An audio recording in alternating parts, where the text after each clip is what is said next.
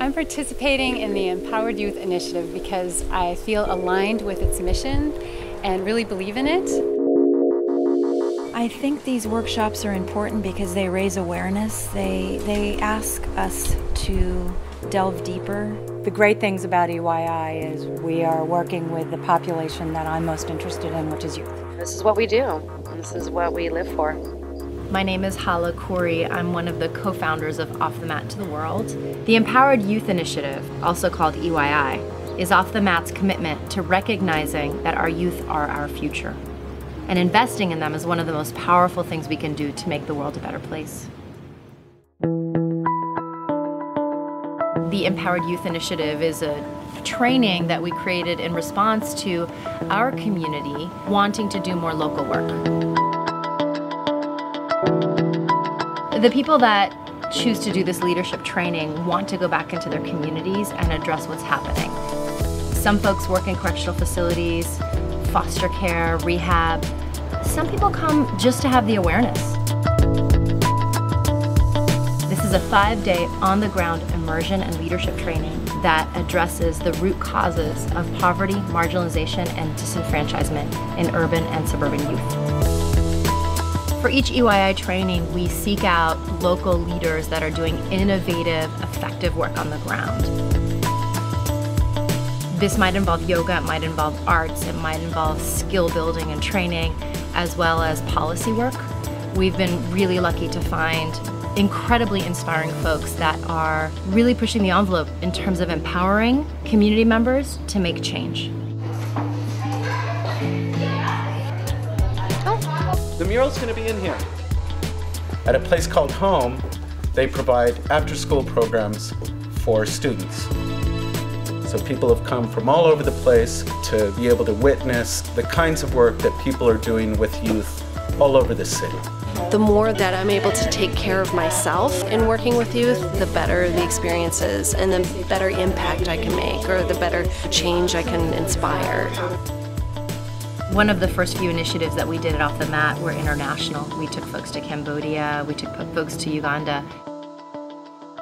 Many people were asking about what's happening in our own backyard, and personally for me, this has been my passion and my work, is working in correctional facilities, working in local community centers. Off the Mat inspires each of us who grow with them and who learn about ourselves through their programs to go back into our own communities and to make change there. I've always been interested in youth, and I've always seen yoga as a healing modality, so I'm ready to bring that to my community. I do feel a little more revved up and ready to get things going. I also feel a little depleted because there's so much information out there. There's so many obstacles to overcome, so we're seeing these two ideas of like the negativity and the hope that happens as well, which I think creates balance.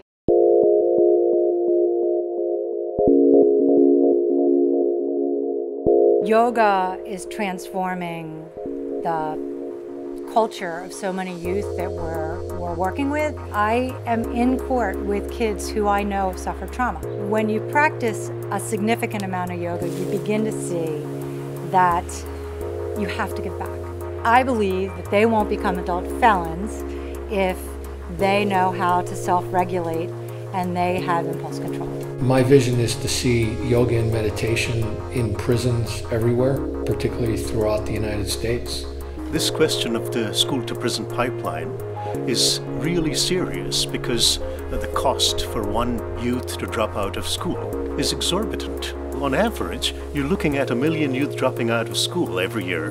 One of the most challenging, of course, is how to keep them in school, keep them out of trouble, give them the skills, these essential life skills that change them from the inside out, that basically nudge them towards healthy lifestyles and healthy behaviors. We feel like we need to really shift our cultural way we're thinking about kids and juvenile justice because we need to do things differently, because what we're doing right now isn't working. One relationship in a child's life, and compared to adverse events, as long as that relationship is constant and we are recognizing that they operate from a place that they do well if they could, they will have success, versus as somebody who actually maybe doesn't have as many adverse events but has no relationship in their life, they can have significantly more struggles. We've seen outreach into inpatient mental health, we see it in residential programs. Foster care is really significantly, being more and more empowered to kind of grow in that area. And I believe in one person can make a change. And I think that through one person's change, I think things blossom, they grow. It's doing more than just creating inspired activists, it's creating well-informed activists, and that's really powerful.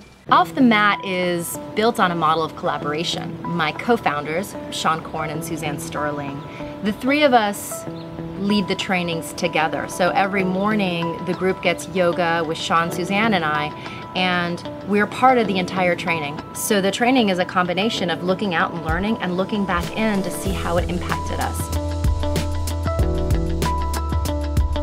We're looking for leaders on the ground that are interested in empowerment, in empowering the youth that they're working with to find their voice, to be more embodied, to make a stand for what they believe in, and to break the cycle of trauma and pain that they're stuck in. For real change to happen, everybody needs to feel empowered.